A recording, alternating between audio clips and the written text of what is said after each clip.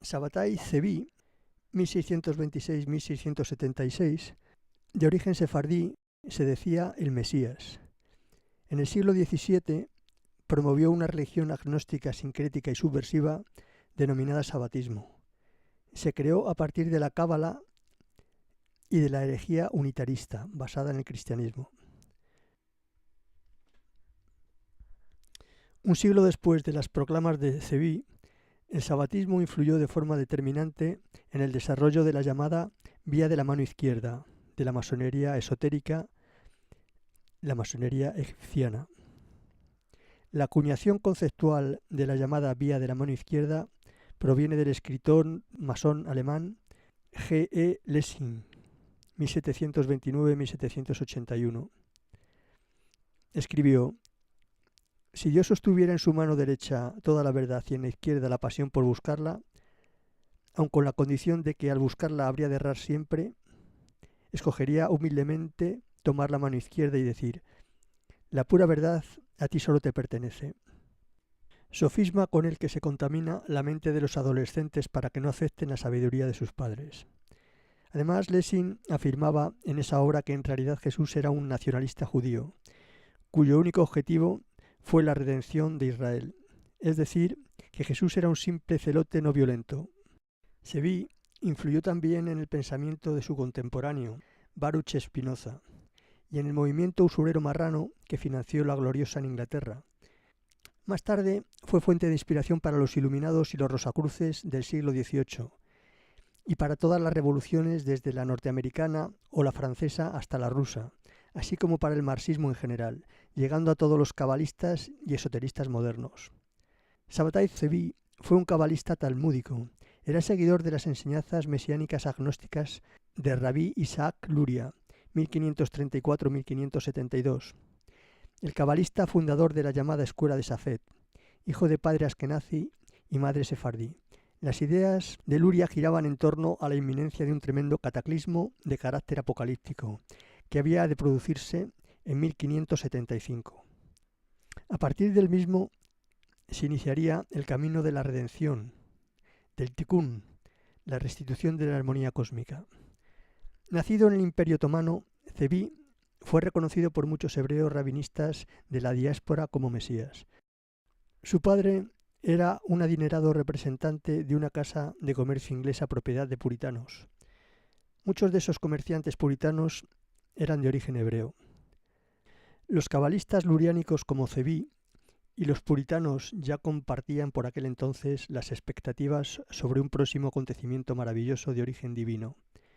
Los hebreos se afanaban en hacer posible la venida del Mesías por medio de la meditación y la oración.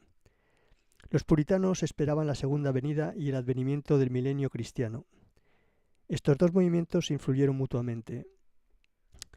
Sabbatai se casó 2 veces, pero en ambas fue incapaz de consumar el matrimonio, por lo que se produjeron sendos divorcios. Estaba aquejado de un complejo bipolar. Se trataba de un maníaco depresivo con crisis paranoicas. Uno de los principales discípulos de Zevi, Samuel Gandor, nos dejó una reveladora descripción de la enfermedad de su maestro, similar a la que se puede encontrar en un manual de psiquiatría. Ha estado postrado durante 15 años por la siguiente dolencia. Lo abruma una sensación de depresión que no lo deja ni un solo momento en paz, y ni siquiera le permite leer, y no es capaz de discernir la naturaleza de esta tristeza que se abate sobre él. La soporta hasta que la depresión se aleja de su espíritu y entonces vuelve con gran alegría a los estudios. Hace muchos años que sufre este mal, para el que ningún médico ha encontrado remedio. Según sus seguidores, estos fenómenos estaban inducidos por un poder divino. Las descripciones de sus fases maníacas dan la clave para comprender el papel que desempeñó la enfermedad en la formación de su personalidad y su ideología. Zevi y la cábala. Zevi se sentía impulsado a perpetrar actos contrarios a la ley religiosa. Leyó en su juventud el libro del siglo XIV titulado Caná y creyó ser su personificación mesiánica. En esta obra cabalística mágica, que sistematizaba la cábala masít, que quiere decir la práctica, frente a la lunit, que quiere decir la contemplativa, y que hasta entonces imperaba, se combinaban la devoción piadosa y la reverencia mística con una crítica velada pero muy radical de los preceptos religiosos. Caná fue escrita en España a raíz de los acontecimientos de 1391. A partir de la misma, en el mundo talmúdico se extendieron y prevalecieron las prácticas mágicas ocultistas, que tenían hasta entonces un carácter secreto, pero que estaban recogidas en el Sefer HaRazim, que quiere decir libro de los secretos. El carácter secreto de este libro se verifica en el hecho de que, aunque fue escrito a finales del siglo III o principios del IV en el Imperio Bizantino, no fue publicado por completo hasta 1966.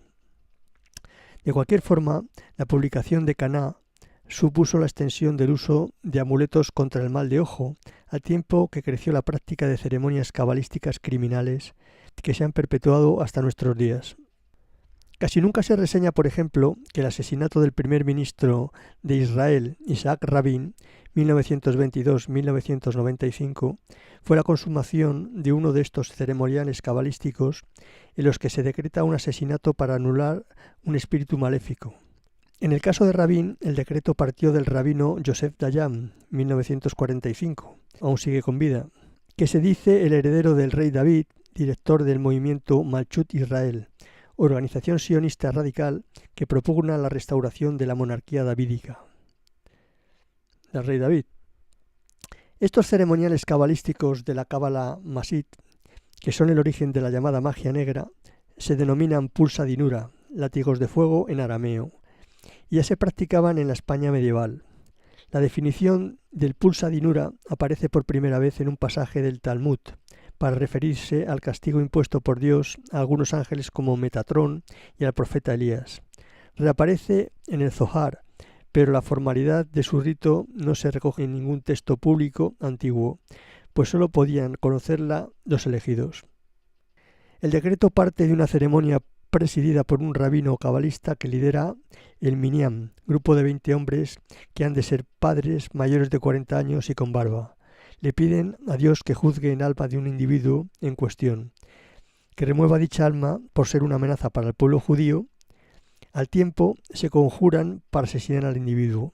Su principal referente es la ejecución de Jesucristo. En el pulsa dinura se basan todas las conjuras conspirativas y criminales de las sectas con raigambre masónica. En los momentos maníacos parece ser que a Zevi le daba por blasfemar. Montaba entonces una especie de ceremonia mística de matrimonio con la Torá y todo tipo de orgías sexuales. Hasta la aparición en su vida de Nathan de Gaza, 1644-1680, creía que sus ataques eran posesiones diabólicas, igual que siglos antes le sucedió a Mahoma, 570-632, hasta que su mujer lo convenció de que sus éxtasis eran fruto de los mensajes angelicales. El de Gaza afirmó al respecto de los ataques de Zevi: a veces está en la cima y otras se halla en la más profunda miseria y abatimiento.